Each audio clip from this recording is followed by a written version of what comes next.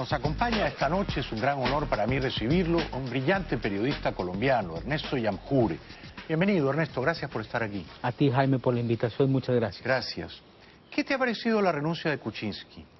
Me da envidia, me produce una profunda envidia. ¿Por qué? Porque en Colombia existe una norma no escrita que sostiene que renunciar es morir un poco. Juan Manuel Santos recibió financiación de Odebrecht no solamente en el 2014 de su reelección, sino en el 2010 cuando fue elegido presidente y nadie lo toca. Por supuesto no renuncia y el 7 de agosto culminará su periodo. ¿Cuánto recibió el 2010 y el 2014? En el 2010 hasta ahora sabemos de $1 millón para financiar una encuesta, eso es lo que dicen. Más otro $1 millón que Odebrecht le entregó en efectivo a quien era el gerente de su campaña, el señor Roberto Prieto. Está libre el señor, caminando por las calles de Bogotá. Y en el 2010, $400.000 para pagar unos afiches. ¿Debería, por consiguiente, el mermelero de Santos renunciar como ha renunciado hoy el mermelero de Kuczynski? Pero es que el problema que hay en Colombia es que el Congreso está enmermelado, es mayoría santista, no ejercen presión y por supuesto Juan Manuel Santos no va a renunciar, pero claro que debería renunciar. ¿El nuevo Congreso elegido el 11 de marzo va a estar enmermelado también? No, porque el presidente de la República a partir del 7 de agosto seguramente será Iván Duque, que es un hombre impecable, decente, que no va a repartir mermelada, sino va a repartir doctrina. Esa es la esperanza que tenemos muchos colombianos. Esa esperanza se refuerza, Ernesto, con una encuesta que tú has publicado hoy en tu página Los Irreverentes, que por cierto yo leo y recomiendo, losirreverentes.com. Cuéntanos qué dice esa encuesta, si es a escala nacional, qué novedades trae, por favor. La gran encuesta que realizan los medios más importantes de Colombia, que nosotros conocimos en exclusiva un poquito antes de que la publicaran, y nos da un dato que nos deja a todos muy contentos, a quienes estamos con el presidente Uribe, y es que el 40% de los ciudadanos manifiestan querer votar por Iván Duque, el candidato del presidente Uribe, versus el 23 o 24% por el candidato chavista Gustavo Petro, cuando Duque hace 15 días estaba en el 6%. Exacto. Eso significa que tenemos un crecimiento exponencial y que el país se está dando cuenta por el camino que debe recorrer. 40% Duque, 40% contra 24% de Petro. Fíjate que hace semanas no solo Duque tenía un solo dígito, estaba por debajo de 10%, pero los líderes en las encuestas eran Fajardo y Petro. Fajardo se ha desinflado, Vargas Lleras también se ha jibarizado. ¿Por qué Fajardo y Vargas Lleras se han hundido en el descrédito, Ernesto? Empecemos por Fajardo. Es un candidato que es liso, que parece una culebra enjabonada, no fija una posición frente a ningún asunto, se va por el camino intermedio, y Colombia es un país que en este momento necesita un líder que fije posición sobre los temas más importantes, y eso obligó a su desplome en la intención de voto. Es un candidato absolutamente gaseoso. Gaseoso. Es una bomba de helio que viaja por los cielos. A Germán Vargas le está pasando la cuenta de cobro. Pero claro. De ser el vicepresidente de Santos, de haber estado con Santos, y está en el peor de los mundos. En el centro derecha lo detestan por haber sido santista, y la izquierda no le perdona haber traicionado a Santos. Entonces quedó en un sándwich que el hombre, ¿qué tiene? Está en su plata, en la plata de su grupo político que es Cambio Radical, que dijéramos, o digamos, es la segunda fuerza en el próximo Senado de la República, que fue muy bien. Ahora, ¿quién es Gustavo Petro? Yo viví un año en Bogotá, en la víspera de la primera elección de Santos, cuando Santos fingía ser uribista. Fuiste de los estafados.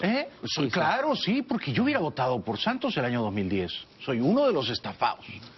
Pero tomé nota de Petro, me pareció un buen polemista, se lucía en los debates. Luego, creo que su paso por la alcaldía de Bogotá no fue nada bueno, ¿no? Pero Petro, a ver, para comenzar, ¿es chavista? Es el papá de Chávez, el maestro de Chávez. Cuando el presidente Caldera cometió el error histórico de amnistiar a Chávez, Chávez viajó a Bogotá, y quien lo recibió en Bogotá fue Gustavo Petro, quien lo llevó por las calles bogotanas y quien le enseñó buena parte de su discurso político es Petro.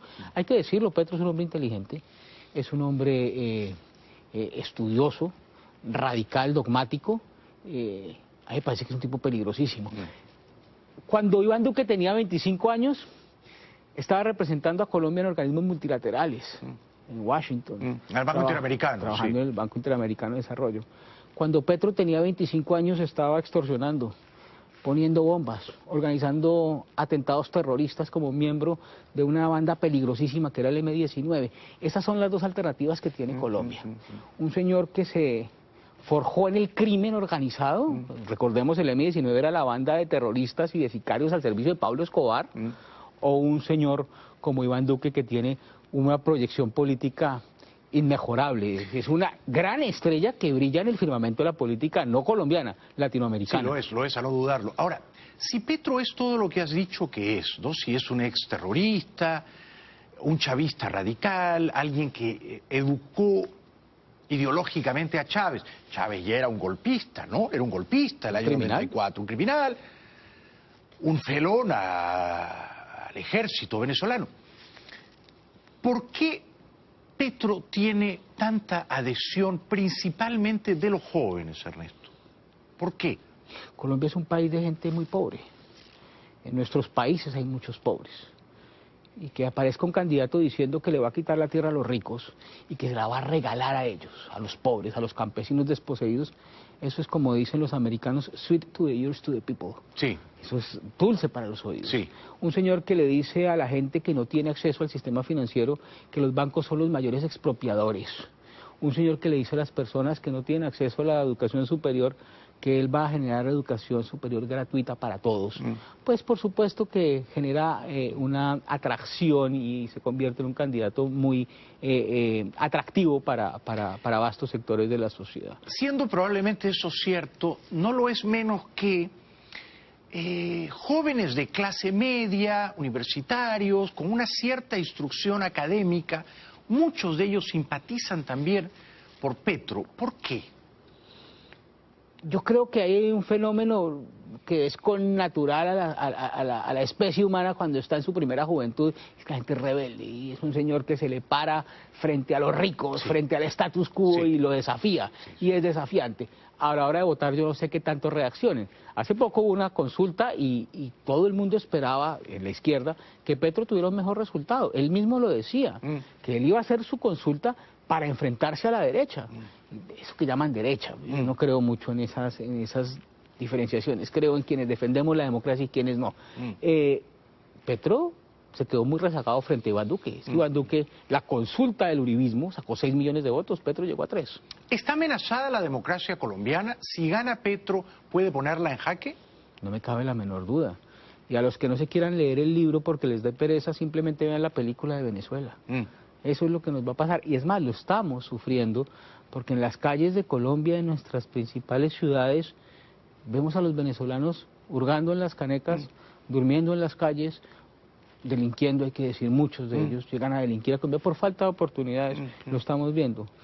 Pero eso a mí me deja perplejo, Ernesto, te confieso. Es decir, siendo los colombianos vecinos a la tragedia venezolana, siendo testigos privilegiados de esa catástrofe humanitaria, ¿cómo no advierten de que Petro es el camino seguro al populismo, a la izquierda autoritaria, al chavismo colombiano? Es decir, ¿cómo no atan cabos? ¿Cómo no piensan, si voto con Petro, Colombia va a seguir la senda de Venezuela? Pero ¿cómo dices que no advertimos? La encuesta lo dice que sí lo estamos advirtiendo. 40% dice que quiere votar por Iván Duque y el 23 o 24% por Gustavo Petro. Faltan 2 meses para las elecciones. A este ritmo Iván Duque va a ganar en primera vuelta, cosa que no se ve desde Álvaro Uribe. ¿Puede ocurrir que Duque gane el 27 de mayo? A mí me agradaría mucho. Yo soy de los primeros en unirme a la campaña de Duque cuando era un senador que dijo yo quiero ser presidente de Colombia y me llamó poderosamente la atención su propuesta y empecé a hacerle fuerza. ¿Por qué? ¿Por qué te gustaba? ¿Por qué te gusta Duque? ¿Sabe por qué? Él es una versión traída a tiempo presente de lo que era Uribe en el año 2002. Cuando Uribe apareció en la escena política, yo estaba terminando la universidad y mi sueño era irme de Colombia porque no tenía esperanza en mi país. Uribe me convenció a mí que Colombia tenía posibilidades y me quedé en Colombia. Y tuve el honor de trabajar además con el presidente Uribe, doble victoria. Y oye, Iván Duque es eso, es el Uribe del año 2002 que llena de esperanza y de posibilidades. Es un país que está muy deprimido, muy fragmentado, muy polarizado, pero sobre todo sin mucha esperanza por el mal gobierno de Juan Manuel Santos. Y nos tuvimos que enfrentar grandes dificultades primero al interior del uribismo. Es que los golpes que el uribismo le daban a Duque son inenarrables. Lo acusaban de comunista, puedes creerlo. Lo acusaban de ser un hombre infiltrado de Santos. Es decir, ha superado Duque con gran solvencia toda esa cantidad de trabas que le pusieron primero al interior de su partido. Le dijeron que era un mozalbete inteligentón. El tiempo se ha encargado de mostrar que es un muchacho inteligentísimo. Sí, lo es. Muy inteligente y muy culto. Sí. Y por eso es el líder político que estamos viendo hoy, con una formidable proyección para las elecciones. Para ganar en primera vuelta en tu país se necesita... Mitad más uno. Mitad más uno, exactamente. El 50% de los votos más un voto. De los votos válidamente emitidos. De los votos válidamente emitidos. Quitando los votos viciados en blanco. No, votos válidos, incluidos los blancos. Ah, incluyendo los blancos. Claro. Los que son nulos porque marcaste 2 o 3 veces el tarjetón o porque esos no cuentan. Votos válidos. ¿Cuándo fue la última vez que un candidato presidencial en Colombia ganó en primera vuelta? La única vez. El balotaje se incorporó en Colombia a raíz de la Constitución del 91. Sí. Y fue la reelección de Uribe. No, Uribe se eligió en el 2002 en primera vuelta. En primera. Y se reeligió en el 2006 en primera. Desde entonces no ha vuelto a ocurrir. Y anterior a Uribe tampoco ocurrió, que fue ni con Samper ni con Pastrana. Si hubiera segunda vuelta, va a ser seguro entre Duque y Petro, ¿no? No se ve otro escenario, ¿no? A ver, yo no subestimaría a Germán Vargas Lleras, que es un gran político. Es un político muy fuerte, con mucha experiencia, con mucha trayectoria y con la segunda fuerza en el Senado de la República. Acaba de pasar de 9 a 16 senadores en las elecciones del pasado 11 de marzo. Es un político con mucha experiencia y mucha habilidad. Yo no sé hasta qué punto lo de Petro haya llegado a su techo. En cambio, Germán Vargas tiene muchas posibilidades de crecer recogiendo el centro, recogiendo algunos sectores, no porque sean afectos a él, sino porque son desafectos al uribismo. Comprendo. Acuérdese de lo que enseñan los franceses: en primera vuelta se vota por amor y en la segunda vuelta se vota por odio. Exactamente. Regresamos después de la pausa con este brillantísimo periodista colombiano, uribista, Ernesto Yamjure. Deben leer su medio periodístico, muy influyente, losirreverentes.com. Ya regresamos. Ha venido esta noche un gran periodista colombiano, Ernesto Yamjure, y estamos hablando, por supuesto, de la campaña presidencial en su país. Domingo 27 de mayo hay elecciones. Iván Duque está primero, tiene 40% de intención de voto, y Petro, el candidato chavista, yo lo llamo a veces Petrochenko, tiene 24%. ¿Cómo describirías el gobierno de Juan Manuel Santos, Ernesto? El elogio a la traición, el elogio a la estafa política.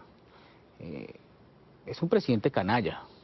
¿Por qué? Un hombre que se eligió vendiéndole la dignidad de la República a Odebrecht.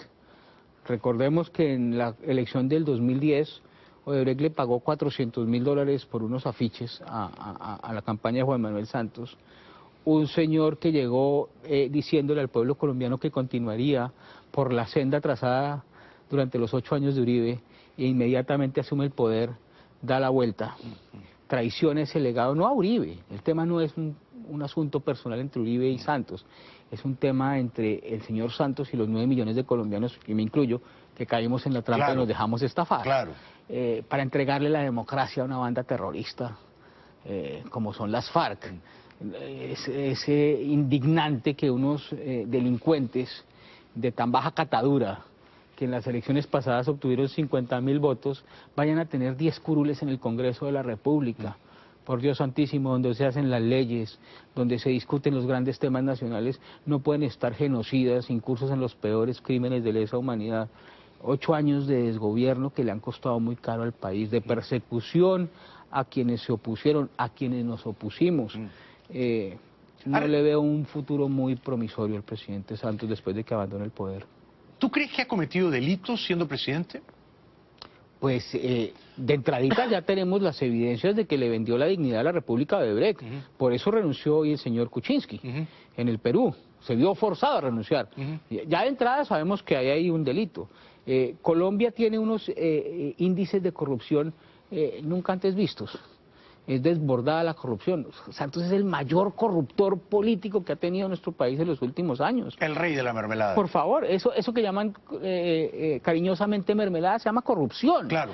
No es nada más rico que la mermelada en la tostada por la mañana. Él compró a los parlamentarios que lo están respaldando. ¿Quién puede creer en las ideas de Santos? Él no tiene ideas, entonces uno no puede creer en lo que no existe. ¿Por qué pactó con los terroristas de las FARC? ¿Qué lo animaba? El Nobel. Yo estoy seguro que su esperanza de ser Nobel de Paz y trascender en la historia colombiana lo llevó a transar con esos criminales. Y está bien que un presidente busque la paz, de alguna manera ese es el deber ser de los gobernantes, de garantizarle a su sociedad una vida tranquila, en paz. Pero no a expensas de la justicia, ¿no? Y de la democracia. Exacto. No puede haber paz sin justicia. No puede creerse que va a haber una paz estable y duradera en un país cuando el victimario no solamente no está en la cárcel, sino que se va al Congreso a hacer leyes. Es que una paz injusta no dura, no se sostiene Jamás. en el tiempo. De hecho, el otro día leí que seguían las refriegas entre el ejército y las FARC, habían... 1200. ¿Verdad? 1200. O sea, las FARC no se han rendido todas. Pues es que si tú ves que en todos los procesos de paz hay disidencias, porque las hay grupos radicales que no entregan las armas, pero al registrar 1200 terroristas, eso es una guerrilla. Claro. Eso es una guerrilla y ahí están delinquiendo. Y todo eso en la mitad de un mar de coca. Colombia ha llegado a unos niveles de cultivos de ilícitos nunca antes vistos tampoco. 200.000 hectáreas de coca en nuestro país, pues es el combustible para que esos delincuentes sigan operando. ¿Por qué Santos es tan grotescamente impopular? Es decir, yo entiendo que el uribismo lo reprueba, ¿no? Por traidor, lo entiendo. Pero también lo reprueba mucha otra gente que no es uribista. 74%. 74% total.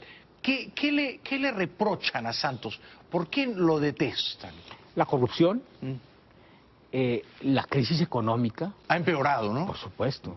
Es un país donde todos los índices están en el piso, donde las calificadoras de riesgo aumentaron los riesgos de nuestro país, precisamente porque hay inestabilidad política, hay inestabilidad jurídica. Porque es un presidente que se concentró en sacar adelante su acuerdo con el señor Timochenko, llevar al Congreso a 10 terroristas, entregar la democracia y pare de contar, olvídese de lo demás. ¿Qué obra de Santos ha trascendido? Ninguna, porque precisamente el señor se concentró, fue en su proceso de paz y en dejar al país abandonado. Él dirá, mi gran contribución a la historia es la paz. Pero yo creo que eso, con el paso del tiempo, va a quedar desmentido. Es que no hay paz. Si tú ves, por ejemplo, lo que se pactó en materia de justicia, cómo van a llevar a un señor como Iván Márquez, que es un violador, que es un genocida, que es un reclutador de menores, al Senado de la República a que haga leyes sin haber previamente pasado por ese remedio de justicia que se llama la JEP. Si no hay justicia, si no hay verdad, si no hay reparación, no hay paz. Ya el Nobel lo tiene entre el bolsillo y eso no se lo pueden quitar. Ese ya es tema, güey, que se vaya a tomar café con Rigoberta Menchú y con Pérez Esquivel. Ese es el club del que hace parte Juan Manuel Santos. Si Iván Duque es presidente, ¿crees que va a hacer modificaciones sustanciales a ese acuerdo con las FARC? Iván Duque lo ha dicho, yo le creo. El acuerdo de paz con las FARC tiene elementos que deben ser rescatados. Nadie se opone a que esos delincuentes se desmovilicen y entreguen sus armas, pero hay otros elementos que tienen necesariamente que ser modificados. Y él lo ha dicho y además estoy seguro que lo va a cumplir. Además porque el gobierno de él va a ser un gobierno de equipo. Él será presidente seguramente y además va a tener unas mayorías parlamentarias lideradas por el Centro Democrático, que va a estar el presidente Uribe ahí en el Senado de la República. Muy posiblemente será el primer presidente del Senado, que es el que liderará toda la agenda legislativa y se implementarán los cambios que sean necesarios. ¿Cuáles son? De entradita, el tema de la impunidad. Ese no es un asunto que aguante mucho. Bueno, es el más urgente. Y además es el más urgente. En el gobierno del presidente Uribe se hizo un proceso de paz con los paramilitares. los jefes paramilitares están hoy acá en los Estados Unidos. Y no es que estén estudiando inglés por cuenta del gobierno americano, no, están en condición de extraditados. ¿Por qué? Porque ellos tenían cuentas pendientes con la justicia de este país por narcotráfico, por terrorismo, por secuestro, por extorsión, las mismas cuentas que tienen los terroristas de las FARC. Pero por supuesto, por el señor Timochenko ofrecen $5 millones. O sea, a todos los colombianos que vean a Timochenko en la calle les digo, ese señor que está caminando tiene un $5 millones sobre su cabeza.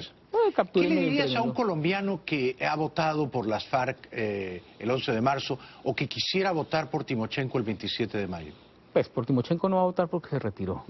Por razones de salud, dice su corazón que no lo deja ser candidato. Yo creo que la conciencia es la que le impidió ser candidato. Sí. Si algo tiene de conciencia ese genocidio. Y la lectura de las encuestas también, Ernesto, ¿no? Pues eso infartaría a cualquiera. Sí, ellos se imaginaron que iban a salir del monte y que los millones de colombianos iban a botarse a las calles a decirles ustedes son nuestros redentores. No, los millones de los colombianos se botaron a las calles a tirarles harina, a tirarles huevos, a decirles que no son bienvenidos en nuestra democracia. ¿Qué decirle a un colombiano de esos? Que por favor piense en las víctimas. Estoy leyéndome un gran libro de Jiménez Los Santos sobre el comunismo. De Federico Jiménez Los Santos. Y él dice que la única aproximación medianamente respetable al comunismo es a través de sus víctimas. Aquellos que quieran respaldar a las FARC, no piensen en Timochenko, tienen que pensar en las víctimas, son millones de víctimas de las FARC. ¿Puedes quedarte un ratito más? Puedo quedarme un ratito más. Me interesa mucho preguntarte por Trump, por Venezuela, por el embargo petrolero, por una eventual invasión militar como la que se hizo en Panamá el año 89. Regresamos después de la pausa con Ernesto Yampure. Si quieren leerlo, losirreverentes.com. Ya volvemos. Ernesto Yampure es un gran periodista colombiano, nos visita esta noche. ¿Tú hubieras votado por Trump, por Hillary o por ninguno de los dos en noviembre de 2016, Ernesto? Yo espero que en las próximas elecciones ya tenga ciudadanía y votaría por Trump. Ahí está mi respuesta, claramente. ¿Estás contento con el gobierno de Trump? ¿Ha hecho las cosas hasta ahora bien, en tu opinión? Yo creo que sí, ha hecho lo que le corresponde y la economía de los Estados Unidos está volando. Eso es lo que más importa. Discrepo mucho de Jorge Ramos, a quien vi en el programa a principios de esta semana. No es un supremacista, no es un racista, no es un deportador. Creo que el señor Obama fue el gran deportador. Aquí no hay que meterle tanta ideología, aquí hay que ver, es un ejecutivo y hay que ver a las personas femeninas por los resultados. ¿Y por qué crees que Jorge y muchos otros dicen que Trump ha verbalizado ideas racistas, que, digamos, lo acusan de ser racista por haber dicho los mexicanos nos mandan a su peor gente, criminales, violadores, narcotraficantes, o por haber dicho en otras ocasiones ojalá vinieran noruegos y no haitianos? Ellos creen que eso es racista, que un racista habla así. ¿Tú no? Yo no soy racista, tengo familia venezolana, mis sobrinas son venezolanas. Pero resiento mucho que a Colombia estén llegando venezolanos que van a delinquir. Me encantaría que fueran venezolanos a generar riqueza, a generar progreso, porque hay grandes profesionales venezolanos. Seguramente también están llegando a Colombia. Pero resiento mucho que vayan venezolanos a delinquir. Yo creo que eso no es ser racista, eso es defender a tu propio país. Y creo que el presidente Trump está haciendo lo que le corresponde en ese sentido. ¿Crees que es una buena idea construir un muro para tratar de frenar la inmigración ilegal? Él va mucho más allá, porque también trata de frenar el narcotráfico. Y mi país es un país que ha sufrido los embates del narcotráfico, los embates de la producción de la coca. Perú también. Sabemos que ese es el motor con el que se mueve esa máquina tremenda del terrorismo. Entonces, si el muro ayuda de alguna manera a mitigar ese impacto, por supuesto que hay que hacerlo. Creo que es deber de cualquier gobernante proteger sus fronteras, proteger a su ciudadanía, a su pueblo. Tiene que hacerlo. A Jorge, yo creo que le dolió muchísimo que la Florida y Arizona votaran mayoritariamente por Trump, ¿no? Que en ambos estados, predominantemente hispanos, ganara Trump. También creo que lo dejó confundido que casi el 30% de los hispanos votaran por Trump. ¿Por qué tantos hispanos votaron por él y aún ahora lo apoyan, en tu opinión? Yo creo que Jorge Ramos debería quitarse el micrófono de periodista y tomar el micrófono de dirigente político. Él claramente hace mucho tiempo dejó de ser un periodista objetivo y se convirtió en un militante de una causa. Maravilloso que se parara en una tarima y empezara a decirlo y no fuera un político vergonzante. Pero si Jorge se como... tiene que sacar el micrófono por ser anti-Trump, yo me lo tendría que sacar también por ser uribista. No, porque es que la diferencia entre el señor Ramos y el señor Jaime Bailey es que el señor Ramos dejó de lado toda su posición periodística y dice que es un periodista objetivo, neutral, cuando no lo es. Quien ve o quien sintoniza el programa Jaime Bailey sabe lo que se va a encontrar. Pasa lo mismo con mi portal. El que pone la dirección de losirreverentes.com sabe lo que se va a encontrar y sabe que no va a encontrar. Pero tanto Jorge como yo, como tú, tenemos una agenda política. Por supuesto, el problema es que yo ni la oculto, tú no la ocultas, el señor sí la oculta. Bueno, yo le dije a Jorge, que es mi gran amigo, le dije, yo sí creo que eres un activista, o sea, tienes una agenda de ideas y el público la percibe, ¿no? Ahora, él estuvo, yo creo que muy astuto en decirme, ¿cómo puedes decir que Uribe es un gran presidente si Uribe cambió la Constitución en su propio beneficio, permitiendo su reelección? ¿Qué le hubieras contestado tú? Porque en general estamos en contra de los políticos que cambian la Constitución para poder perpetuarse en el poder, ¿o no? Yo creo mucho en el nuevo modelo de democracia, que es la democracia deliberativa. Hoy en día las constituciones no pueden ser normas pétreas. La opinión y la voz del pueblo tiene que hacerse sentir. Cuando las democracias evolucionan para llamar y escuchar la voz del pueblo y atender la voz del pueblo, las democracias no pueden hacer oídos sordos. Lo que pasó en Colombia en el año 2016 con el plebiscito. El pueblo mayoritariamente le dijo no al acuerdo Santos-FARC. Santos desconoció ese resultado y esa es una de las explicaciones por las que Santos está caído. Exacto. Precisamente por desconocer la voz del pueblo. Exacto. El pueblo colombiano en el año 2005, 2004, quería que Uribe continuara. ¿Por qué? Porque es que Uribe sacó a Colombia de un foso. Estaba Colombia hundida en la mitad del terrorismo. Los colombianos no podíamos salir de nuestras casas. El señor empezó a recuperar el país. ¿Y qué empezó a ver la ciudadanía? Hombre, esto se va a acabar dentro de muy poco. Necesitamos más de esta medicina. Y el mismo pueblo dijo, queremos la reelección. Y el pueblo salió y concurrió a las urnas. Y Uribe volvió a ganar en primera vuelta. Sin fraude, sin trampa. Puesto que no. ¿No? Con un apoyo mayoritario de la población. Y era un gobierno que estaba realmente haciendo progresar al país, que lo estaba encaminando, enderezando, ¿no? Entonces... Tan no es tramposo Uribe que en el 2010, existió la posibilidad de una nueva reelección. Y la Corte Constitucional le dijo que no. ¿Y Uribe qué hizo? Claro, se inhibió y listo. El mismo día, él estaba en la ciudad de Barranquilla, en que la Corte Constitucional dijo que no era posible, Uribe tomó el micrófono y dijo, respeto, acato el fallo, soy un demócrata integral, hubo elecciones y ganó el señor Santos. No puedes comparar las circunstancias de Uribe como la del señor Chávez o la del señor Maduro, que va a hacer unas elecciones de bagatela en los próximos días para perpetuarse. Claro, una cosa es una reelección con amplio apoyo popular y otra cosa es una reelección fraudulenta, ¿no? Una cosa es una reelección no con amplio apoyo popular, invocada por el pueblo. Una reelección motivada por el pueblo, que fue lo que sucedió en Colombia. Pero entonces, estirando la cuerda, vamos a suponer que Macri sigue haciendo las cosas bien, que la Argentina sigue recuperándose, que Macri gana la primera y única reelección que la Constitución le permite. Y para de contar. Pero si luego Macri dice, no detengamos el progreso, 8 años son insuficientes, hagamos una enmienda constitucional, pido 4 más. Si, digamos, el país ha progresado sostenidamente, ¿tú apoyarías una segunda reelección de Macri?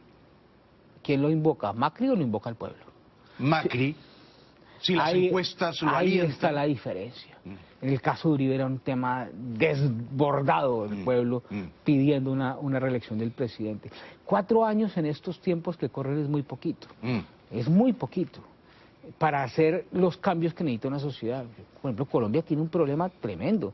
Juan Manuel Santos, que es un felón, se hizo reelegir e inmediatamente acabó con la reelección.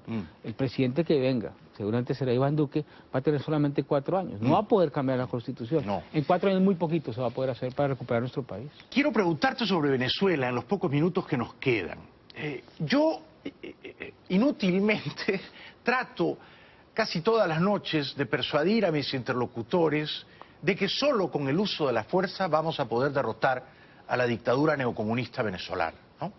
Y cuando postulo, aunque sea teóricamente, la necesidad de usar la fuerza por parte del ejército más poderoso del mundo, los Estados Unidos, se me dice, estás defendiendo una barbaridad.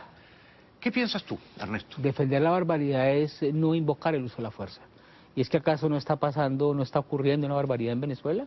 ¿No están matando a los opositores, no los están metiendo a la cárcel, no se están robando ese país? Por supuesto que es necesario el uso de la fuerza. Es más, el barco con el que van allá a sacar a Maduro, al regresito que una vez haga una paradita técnica en Cuba, y una vez se traiga a toda esa gente para acá. A los tiranos hay que sacarlos y sacarlos a la fuerza. Tirano que tú sacas y no eliminas es tirano que vuelve, y la historia lo ha demostrado. Es pródiga en ejemplos. ¿Crees que Trump se va a comprar ese problema y va a ordenar el uso de la fuerza para tumbar a la dictadura venezolana? Si es un defensor de la libertad, y ahora que va a ir a América Latina a la Cumbre de las Américas, no sé qué va a pasar ahora sin anfitrión. Sí. No sabemos qué va a pasar. Si irá o no Maduro, no sabemos. No, y además, ¿qué va a pasar con Perú si no va a haber anfitrión? Sí, claro, no exacto. ¿Quién va a recibir? ¿Quién va a recibir? Así, hola, bienvenido. Pero ya que va a pasarse por la región, seguramente se va a dar cuenta. Y quiera Dios que sea un llamado para que se pellizque, y con el nuevo secretario de Estado, Pompeo, que es un hombre de armas tomar, miembro de la Asociación Nacional del Rifle, y un hombre puesto en su lugar, tome la decisión acertada, quiera Dios que así sea. Ha sido un grandísimo placer conversar contigo esta noche, querido Ernesto. Los mamertos de la izquierda, por supuesto, nos van a odiar, nos van a insultar, no nos harán cosquillas, ¿no? No nos harán cosquillas. Vuelve pronto, te seguiremos leyendo en losirreverentes.com. Saludos al gran presidente Álvaro Uribe. Muchas gracias, Jaime, por la invitación, y aquí estaré cuantas veces me invites. Gracias, te queremos mucho. Regresamos después de la pausa.